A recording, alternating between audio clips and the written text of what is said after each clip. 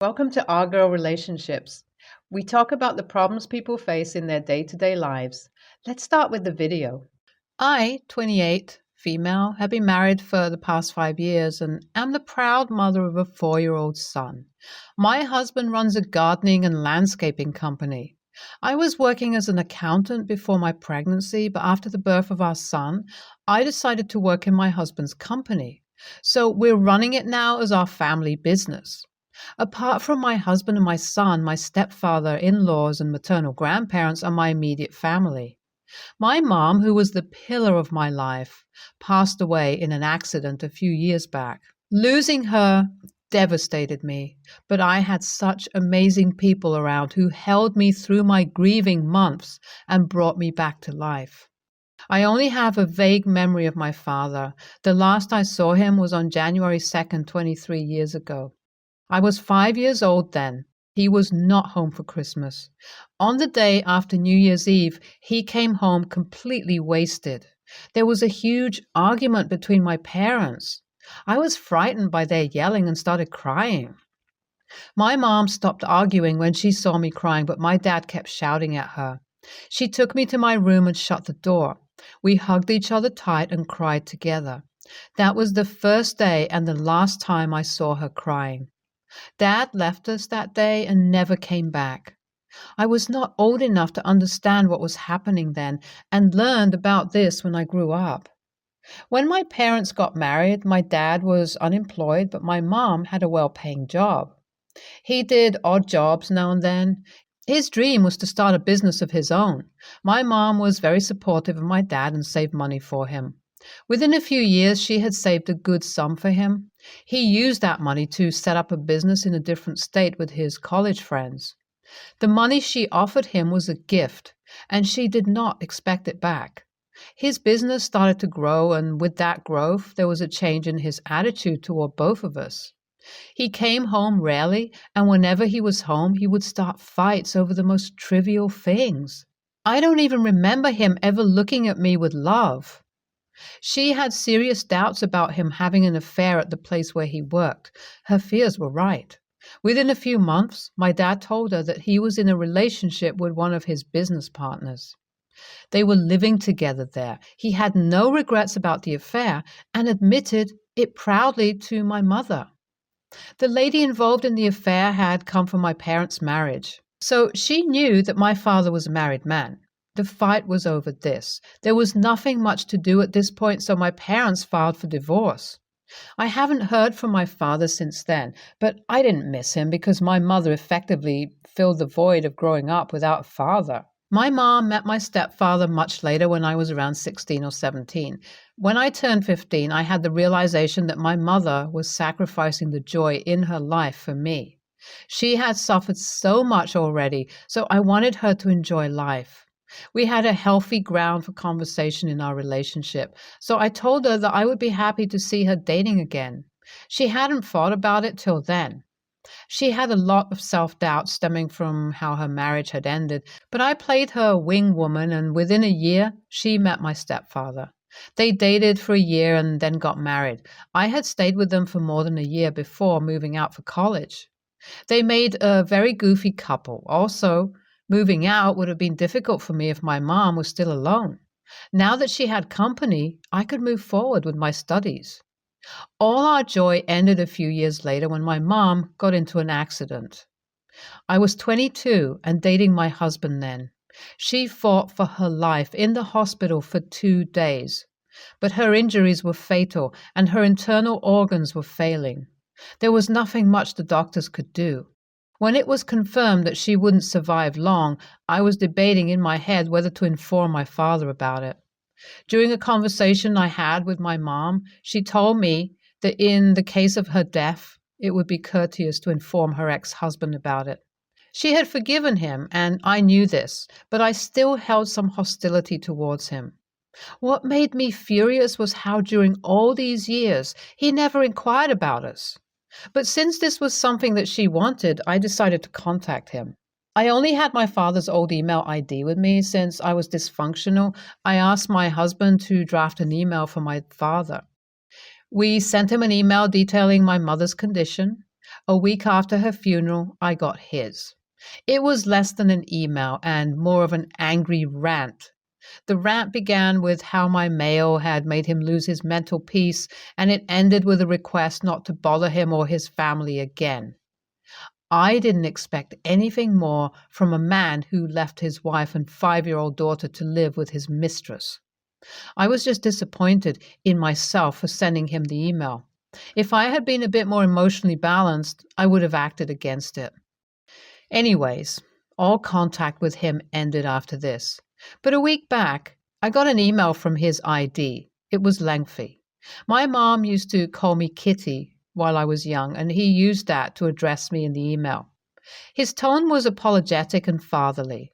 The most surprising aspect of the mail was that at no place did he justify his actions. He blamed himself for leaving me and my mother. He updates us about his condition at home. He had 2 kids with his wife. They were happily married. He had retired from the business, and now his kids and wife were handling it. Towards the last part of the mail, he revealed that his test reports were out and the doctors have diagnosed him with lung cancer. I remember Mom telling me he was a heavy smoker. He attached a copy of the test report in the mail.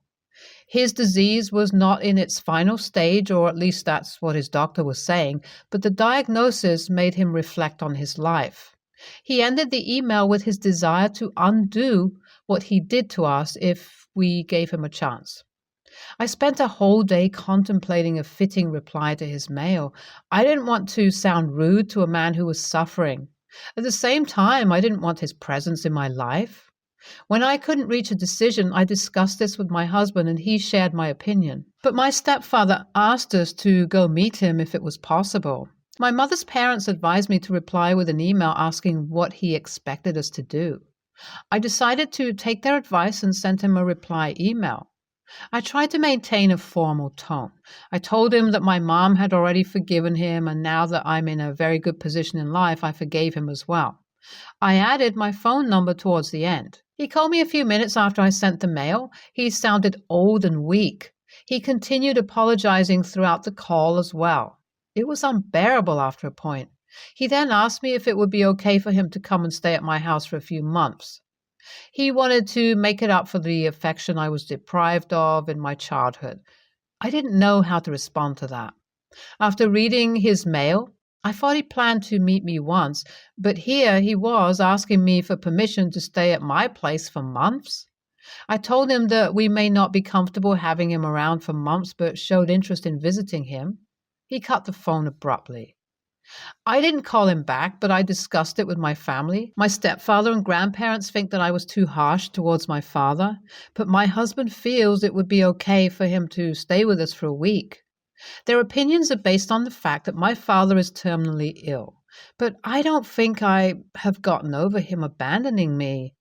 Am I the a-hole for denying my ill father an opportunity to reconnect with me when he contacted me out of nowhere after 23 years?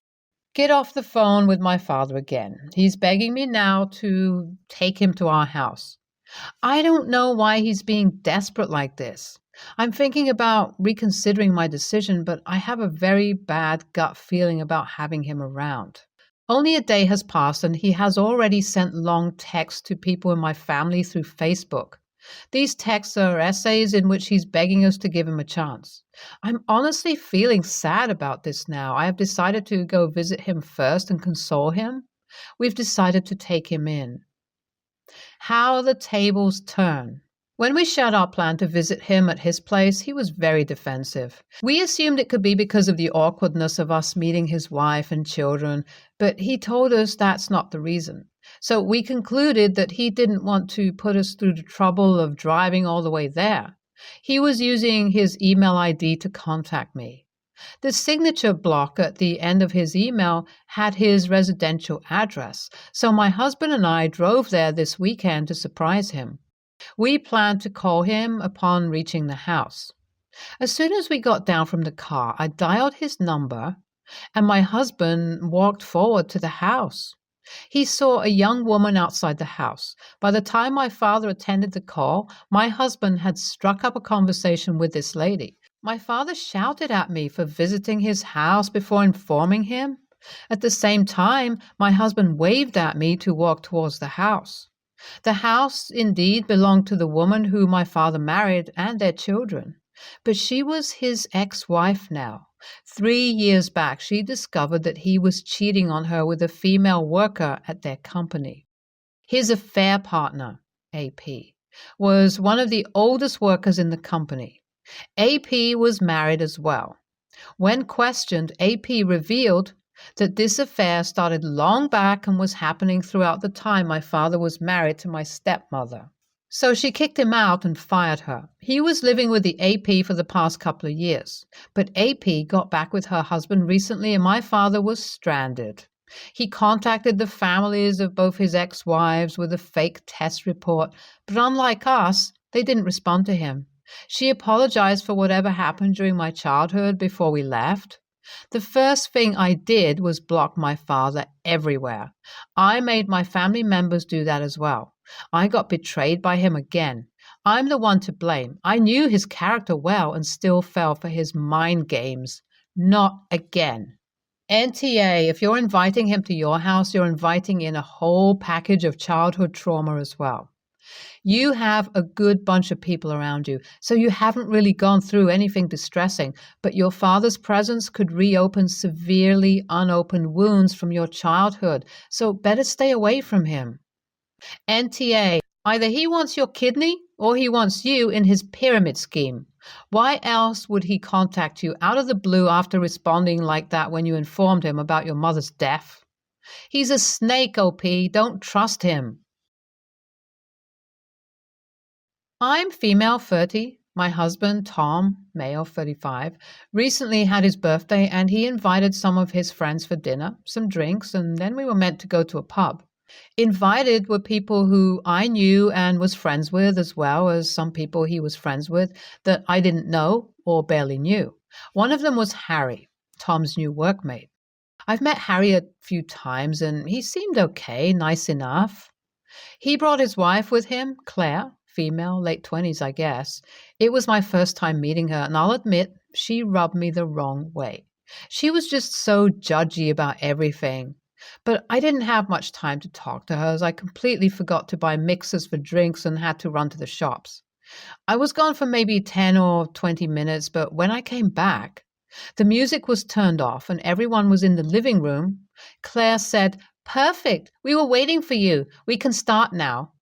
I was confused, but when I got closer, everything was clear. She decided to throw an MLM party during another party. She had a table set up with her products and flyers and all that crap. I was annoyed, but I let her do her thing, hoping that she'll be done and we can carry on with the party. Alas, when she was done, she told everyone that she set up a table in my kitchen and we can go and buy products and sign up to be a rep or whatever it's called. I've had enough at this point. I should mention that MLMs are not yet huge in my country, at least not the most predatory ones, but they're growing. Still, many people are completely clueless about them, and since I spend way too much time online, I'm quite aware of them. I told her to stop it, and there won't be any MLM selling in my house. Everyone was confused. She started defending her company, saying that it's not an MLM because they're illegal, blah, blah. Then tried to guilt trip me, saying that I don't support small businesses. I quite literally run a legitimate small business. I quickly had enough and told her to get the frick out. She started packing, really angry, making sure to call me some names, including asshole. Her husband helped her pack and they left. My husband was really angry that I embarrassed him and Harry and should have just let it go and support her. I tried to explain to him that I couldn't because she'll get other people sucked into her scheme. My husband's friends were divided even after I explained what MLMs are. Today, Claire has been messaging me all day, sending me screenshots of some weird Facebook group comments supporting her and calling me a jerk, etc. My husband is still annoyed with me. I thought I was right, but with everyone ganging up on me, I'm not sure. AITA? NTA, this was meant to be for your husband's birthday. She'd clearly decided to do this beforehand and had no respect for the occasion. She then tried to dictate to you what would happen in your own home. I don't understand why your husband is supporting her. NTA. You are way nicer than I would have been. As soon as I saw Claire's setup, I would have put an immediate stop to it, said that this was a social event, not an MLM party, and to put her wares away. Then I'd have turned the music back on and asked who wanted a drink. Claire tried to take advantage of you having a bunch of people over and not being there to say no when she decided to set up. That makes Claire the AH. Please go out on your local social media and let people know how she tried to hijack your social evening in your home without your knowledge or permission. That is key. I, 28 female, recently got my baby son. After years of trying, I finally was able to have a child on my own. I struggled to get pregnant for several years, but luckily I had my husband Michael by my side to support. I was lucky, though, in a sense of Michael works in an extremely well-paid job, so we could afford expensive stuff for an unborn baby. But for some reason, that annoyed my stepsister Joy, 30 female, a lot. She has 4 kids on her own and had a miscarriage, which I wasn't aware of until I set my baby room up. I tried to be very cautious about this topic with her since I knew how painful it can be at times. Michael and I accommodated her a lot during those times. I let her stay in our house when her husband kicked her out, since he has alcohol issues. I tried to buy her things to cheer her up. Michael even offered her husband a job, but they denied because it don't pay enough, etc. The first time Joy made me uncomfortable was when she arrived at my house once with her toddler and saw my unborn baby's nursery at that time. She then revealed that she had a miscarriage and that it was insensitive of me to do those things while she was going through grief. I apologized and tried to change the subject. Then she asked me to not post anything about my son on social media and asked me to not have a baby shower because we can be that cruel to do such a thing when her family is going through grief. I told her that she has nothing to worry about since my husband and I were not planning to do a baby shower to begin with. Second time, when the disaster happened, is when I took Joy and her 4 kids in because she had an argument with her husband. Result: her kids destroyed my baby's room, ruined walls, end up breaking the crib and baby swing, and end up painting most of my baby clothes. My stepsister only said, "They are just kids being kids." Fast forward to when my baby was born. Michael brought me a Mercedes as a thank you for giving birth to his son. Of course, I was happy about it and shared the news of my son being born to my Insta. Oh man, I didn't know what was coming. Joy bombed me with a message saying that I'm rubbing in her face that I gave birth to a baby while she couldn't, and how now I'm rubbing in her face that me and Michael living in luxury while she and her family is struggling. She said if I had $100,000 to spare for a car, I should have instead spent it on buying them a new place to stay since they were fed up with renting places. She also mentioned that she wouldn't have miscarriages if I helped her more financially instead of buying my unborn child unnecessary shit. For some reason, whether it was my hormones or something, but I end up telling her that her kid is not my responsibility and that her miscarriage was a sad thing, but she has no right to make me feel like it was my fault. So, AITA for saying that her miscarriage is not my responsibility and being insensitive about it? NTA, but she sure is very toxic. Her letting her children destroy your baby room would have been a final straw for me. She's miserable, and she's trying to make her misery your issue. There is nothing wrong with you sharing and being happy for your baby, and she doesn't have the right to dictate what you do. Seems like she's jealous of your life when she should be focusing on her own. NTA, block this woman from your phone and from your life. Do not let her in your home, no matter what. If you feel bad for that, just realize you now have a child to protect, and your stepsister and her children cannot be trusted in your home or around your child. Do not engage in any discussion about this issue going forward. She is not well. or she is simply miserable, probably both. And there is no way you can explain basic logic to a person acting like she is. Block her on social and consider blocking her on your phone too. Ignore any argument she tries to start with you and focus on your wonderful family. And absolutely make sure she doesn't have access to your home.